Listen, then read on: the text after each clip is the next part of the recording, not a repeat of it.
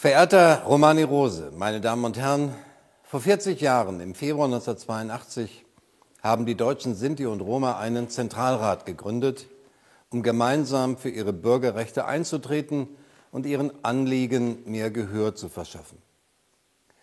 Seitdem hat Ihr Verband, haben Sie alle viel erreicht für die nationale Minderheit der Sinti und Roma und Sie haben einen wichtigen Beitrag geleistet für ein gutes Miteinander der verschiedenen und gleichberechtigten Menschen in unserem Land. Das 40-jährige Bestehen des Zentralrats ist ein Grund zum Feiern für die deutschen Sinti und Roma, aber es ist auch ein Grund zur Freude und zur Dankbarkeit für alle Bürgerinnen und Bürger unserer Republik. Hier aus Bellevue in Berlin meinen herzlichen Glückwunsch zu diesem besonderen Jubiläum. Ihr Verband ging aus einer Bürgerrechtsbewegung hervor, die nicht zuletzt dafür stritt, dass die von den Nationalsozialisten begangenen Verbrechen an den Sinti und Roma offiziell als Völkermord anerkannt wurden. Ein Völkermord, dem in Europa 500.000 Menschen zum Opfer fielen, davon mehr als 20.000 in Deutschland. Unser Land steht in der Verantwortung, die Erinnerung an die Menschheitsverbrechen der Nationalsozialisten wachzuhalten. Das Denkmal, das hier in Berlin an die zwischen 1933 und 1945 ermordeten Sinti und Roma Europas erinnert, ist ein ständiger Auftrag an Staat und Gesellschaft. Wir dürfen nicht vergessen, weil nie wieder geschehen darf, was damals geschehen ist. Wir müssen dafür sorgen, dass die Geschichten der verfolgten Sinti und Roma und ihrer Nachkommen lebendig bleiben, auch wenn es keine Zeitzeugen und Zeitzeuginnen mehr gibt, die davon berichten können, wie die großartige Zilli Schmidt, der ich im vergangenen Jahr den Verdienstorden unseres Landes verleihen durfte. Und wir müssen neue Wege gehen, um junge Menschen aus allen Teilen der Gesellschaft dafür zu gewinnen, sich auch mit diesem Kapitel der deutschen Geschichte auseinanderzusetzen.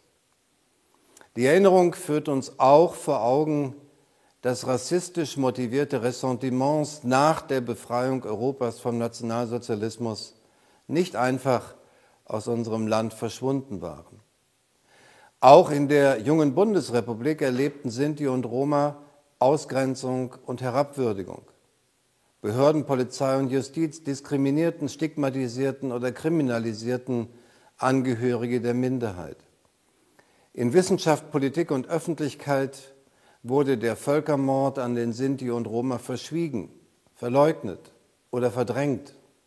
Ansprüche auf Entschädigung wurden viel zu lange nicht anerkannt. Auch für dieses zweite Leid, das den Sinti und Roma in der Nachkriegszeit angetan wurde, will ich heute im Namen unseres Landes um Vergebung bitten. Und ich will Ihnen sagen, wie dankbar ich für das demokratische Engagement des Zentralrats bin und wie viel Respekt ich davor habe. Denn es ist eben alles andere als selbstverständlich, dass die deutschen Sinti und Roma in den vergangenen 4 Jahrzehnten nicht nur für ihre Rechte und Interessen gestritten haben, sondern dabei immer auch für Dialog, Verständigung und Versöhnung eingetreten sind.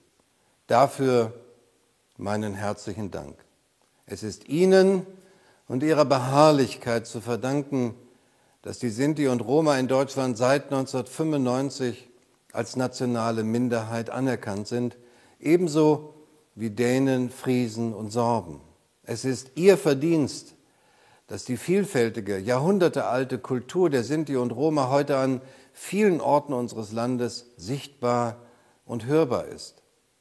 Vor allem bringen sie die verschiedenen Menschen unserer Gesellschaft immer wieder zusammen. Sie fördern den Austausch, helfen auf diese Weise mit, Klischees und Vorurteile zu überwinden, Verständnis und Respekt wachsen zu lassen.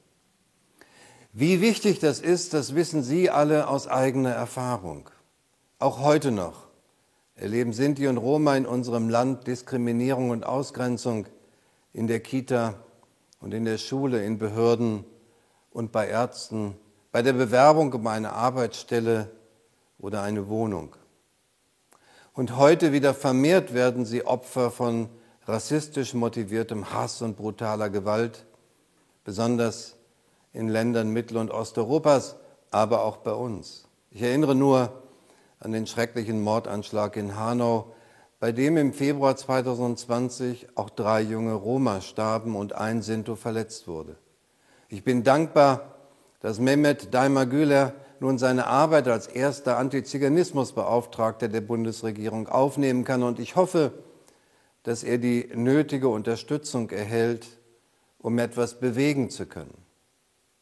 Lassen Sie uns als Bürgerinnen und Bürger dieses Landes gemeinsam für ein gutes Miteinander in Vielfalt streiten. Und lassen Sie uns gemeinsam eintreten gegen Antiziganismus, Antisemitismus und jede Form des Rassismus, gegen Menschenfeindlichkeit, wo auch immer sie uns begegnet und gegen wen auch immer sie sich richtet. Sie alle im Zentralrat der Deutschen Sinti und Roma können stolz darauf sein, dass Sie unsere Gesellschaft zum Besseren verändert haben.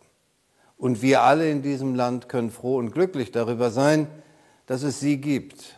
Bitte bleiben Sie kritisch und engagiert, auch in den kommenden 40 Jahren. Ihnen alles Gute und herzlichen Dank.